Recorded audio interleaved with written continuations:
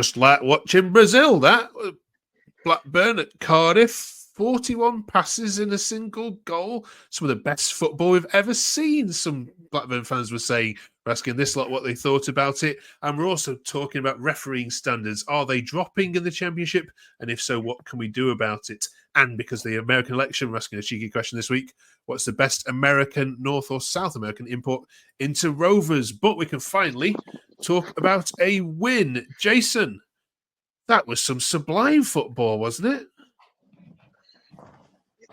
I don't know what to say, honestly. I didn't expect us to win at all. I think the way we played is not too dissimilar to how we've been playing recently. Stoke created loads of chances, just didn't tackle. The chance that Edges missed, what Vyman put two of them away, exactly identical chances, balls across the face of goal. So it's starting to look like maybe getting to the bar, the old getting to the bar and putting the ball across. He seems to be able to want to play, but what a result, what a performance against a very, very good side at home as well. So the timing of it as well, nice 2-week break, it's going to be positive now, not negative. They're going to be talking about the win, the way we played, the chance we created. And you know, not half an hour before kick-off, the lad went, sick of Andy Vardy, he never does anything. I should have known he was coming, shouldn't I? I said, after the game, I went, you're 16, lad, you know nothing. You've got a lot to learn. But no, what a win. Mark, our Cardiff fan across this network, said Blackburn were the best footballing side they've seen at the Cardiff City Stadium in a number of years, not just this season. Was it that good? Well, I mean, if they've said that, that's great. Obviously, they've seen a lot of football over the last few years, but you can't argue that it was tremendous football. Everything about the whole performance was just fantastic, and fair play to them as well, because I know it's easy to get a bit downbeat after a couple of defeats, and I think, like we said, the Stoke game last midweek. I mean, on another day we could have scored 5 or 6. Anybody that were at the game, some of the chances that we missed. So it all seemed to come together on Saturday, and I think credit to again Eustace and the squad, because obviously they've not let the heads drop. They've kept on believing in what they're doing, and obviously it's all come together on Saturday. But it went from start to finish, and I can't pick anything out from that game on Saturday that was a negative. It was a brilliant performance. Yeah, well, you know me, I always try to search for one. I actually couldn't find one. Couldn't find one this week. It was all very positive. Tommy says, finally, a performance matched with the result. Outstanding from all of them. Pears and Trav especially. Baker coming on, easing the pressure and securing the first league away win. We wait for a goal and then we get 3. Absolute roller coaster, this club. And there were lots of Captain Trevor's comments here, led by Example A. That win is on him. Harry, is your captain responsible largely for how well you played at Cardiff? Yeah, absolutely. I mean, not just for how we've played against Cardiff, but for the positive results we've gained all season. I think he's a player that's really come on leaps and bounds. When he was first coming through, everyone sort of saw him as a combative midfielder, a holding midfielder, passing, giving to someone else, and not necessarily anything more than that. But over the last couple of since he's come back from his loan at Ipswich anyway, he's really become a much more complete footballer in terms of his impact in the final third. And those 2 balls that he played for the goals we scored were inch perfect. You couldn't ask for anything better. I mean, from a player who everyone was asking for to sort of maybe could do a bit better than he does in terms of an impact further up the pitch, has gone and become one of our most creative players this season. So he's been really important for not just a win on Saturday, but for all the positive results this season. He's definitely been one of our players of the year. That loan seems to have made him, done it for me. And he come back under a lot of negative light as well from Ipswich, and fans asking for it to be sold, and he seems to have made him that loan, because this season's the best I've ever seen, Travis. Yeah. I also think it's that relationship he has with Tronstad. I think the fact that Tronstad can do the sort of dirty work that maybe he used to do, with maybe he used to play with a more progressive midfielder alongside him, allows him to be a bit more expressive, because he knows that Tronstad is there to sort of as a fullback behind him. Spot on. Good. Tom, I want to talk about Ohashi with you, if that's okay. We've talked on here about Eustace not being able to decide who's leading the line. Are the Stoke game and the Cardiff game now convinced him that Ohashi is the one to lead the line? Because he was only a Stoke goalkeeper, great performance away from scoring against having two against Stoke, wasn't he? I think Ohashi, he more than merits his place to start on the team.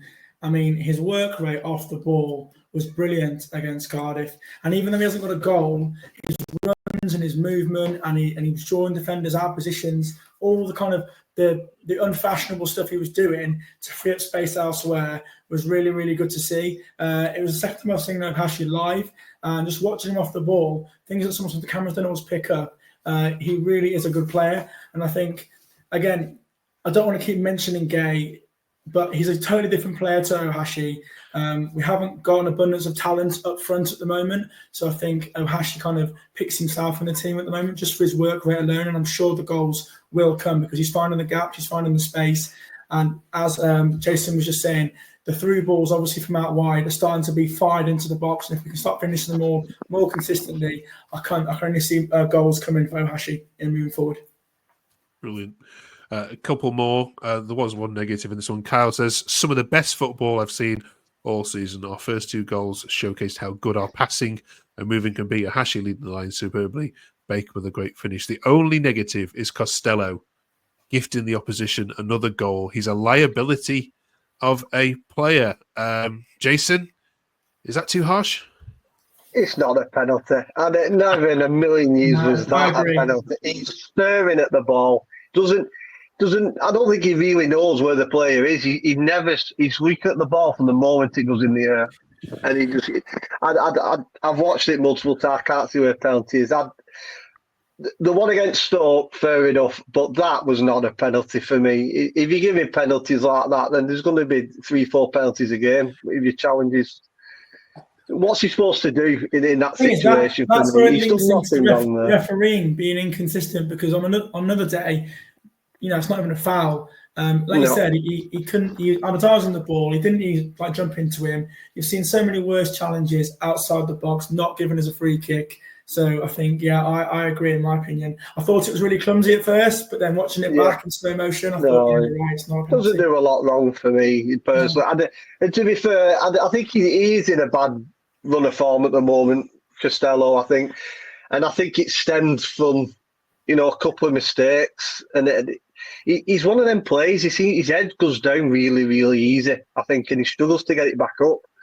He's very much a confidence player, and I think the fact that he's been pushed for his position in the team as well, so there's a bit of pressure that he has to play well, and it just seems to be getting to him at the moment. But for me, I don't blame him for that goal. I think it was harsh. Okay. We should mention Pears as well, who's now got into the EFL Team of the Week for 2 weeks running. My mate, Ainsley Pears.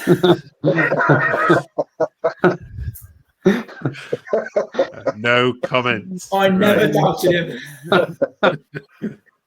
Mark, are refereeing standards dropping? We've had some right howlers over the last couple of weeks. We know that it's not starting from a good place, but based on the Blackburn football that you've seen and the referee performances you've watched, are we in the danger of if something isn't discussed or done, that we're just going to accept the very poor standard of refereeing that we have? Is it getting worse? Yeah, definitely. I think it's been poor across a number of seasons now, and I do think some of the, not just at Ewood this season, but across the championship itself, I think some of the standard of refereeing in the games I watch now is just really, really, it's just awful at times, and I don't want to see VAR in the championship. I'm not a fan of it whatsoever.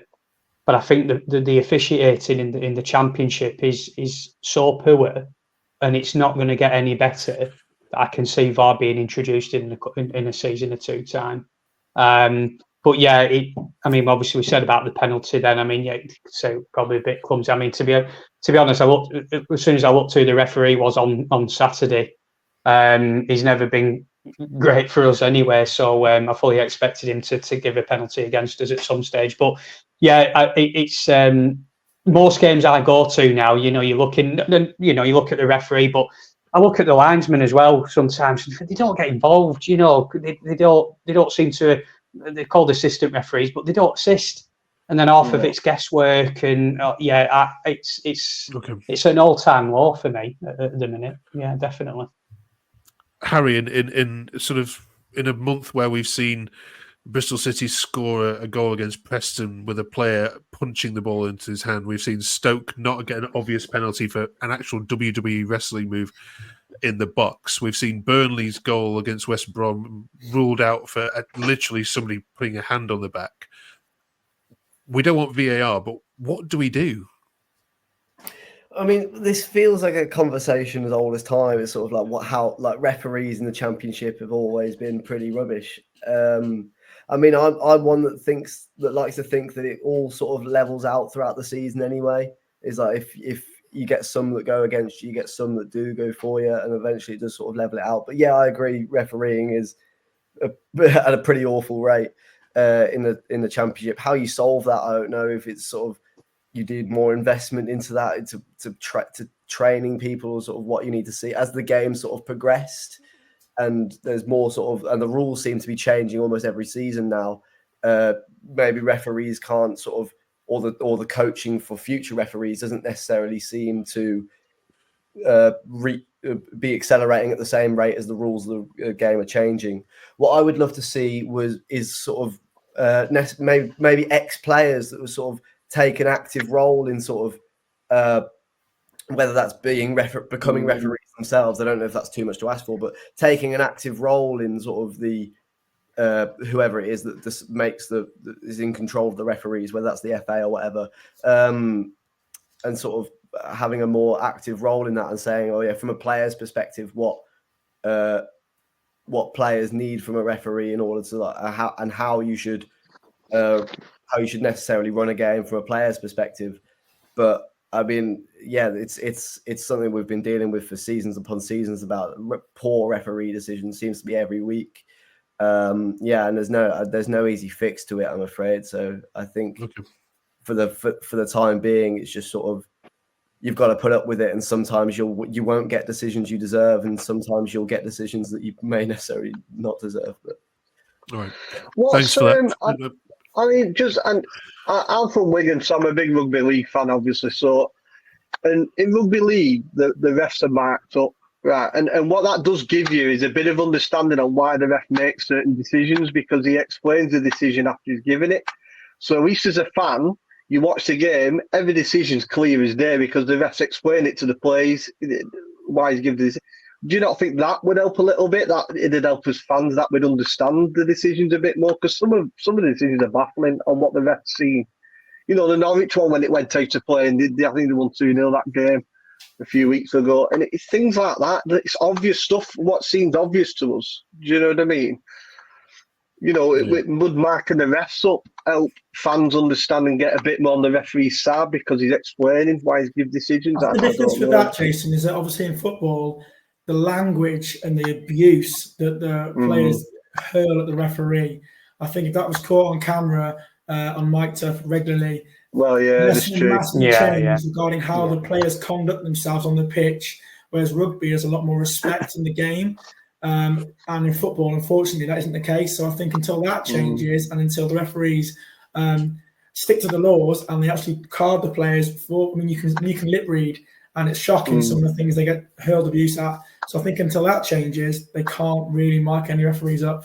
Yeah, good point. Yeah. All right. Cheers for that. A quick one for you, Tom. The Preston game has been announced for a Friday night at the end of January against police advice, we hear. Is this right that a game that obviously is going to be heated, is not a derby, but it's obviously getting a little bit more naughty, should be put in a fixture position where clearly the police don't want it anywhere near that place? Surely the Sky TV companies have a responsibility to everyone's safety, or are we just becoming a little bit too woke with these kind of conversations? No, well, again, I'm all for the. I understand the evening kickoffs, and I get that, but I think Sky are slowly ruining football, and they do not think for 1 second about the fans, about travelling, about getting home on the trains. It's not like it's Burnley, but there's obviously going to be some needle there in that game, especially with what happened to Beck just gone.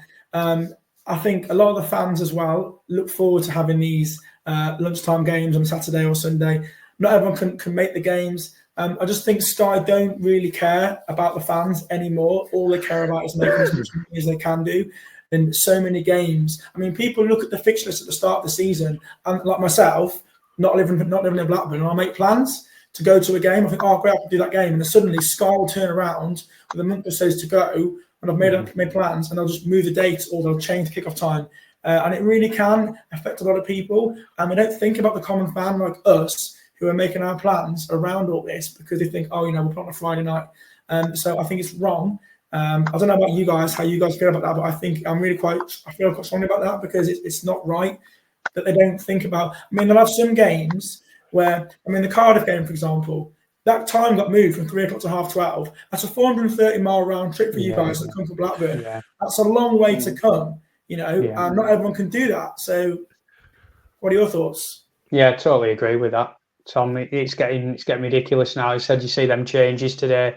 QPR, that's another away game I always quite fancy going to. A nice little trip. Again, change to 12:30. Yeah. We know what the trains are like as well at the moment.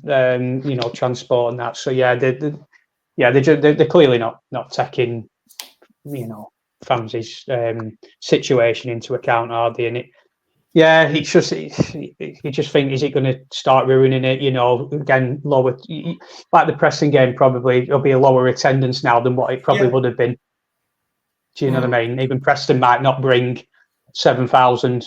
They might bring 4 or 5. It's a big impact. It's a big impact. Yeah, and those few thousand fans, that can be a few thousand fans in the pocket of Rovers and Preston for doing that. And it's wrong, I think. And like you said, other Mark, I think if people are on the booze all day for a Friday night 8 o'clock kickoff, they're just asking for trouble as well in some capacity. So yeah, absolutely. Mm-hmm.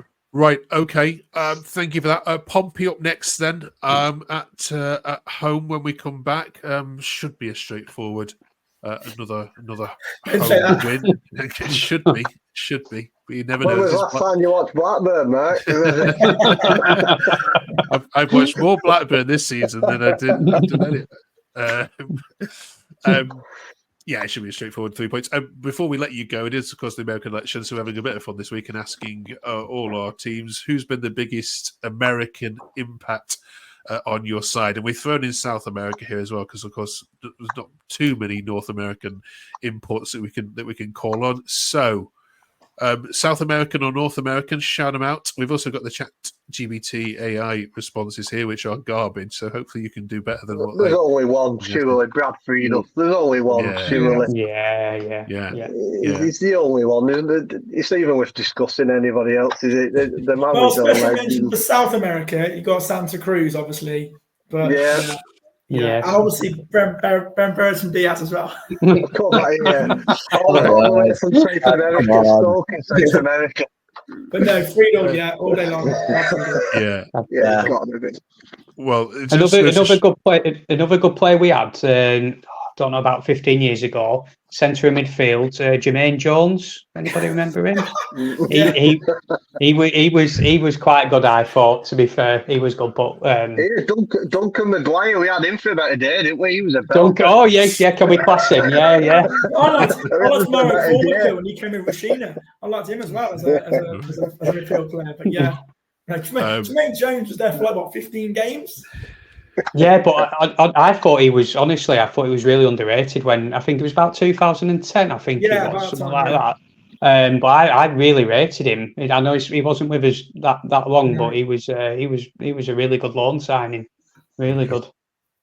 The number one answer from AI, given all those answers you just given, is a Joel Herrera, who was a Peruvian right back. Who had He was a world beater. a brief trial with the club.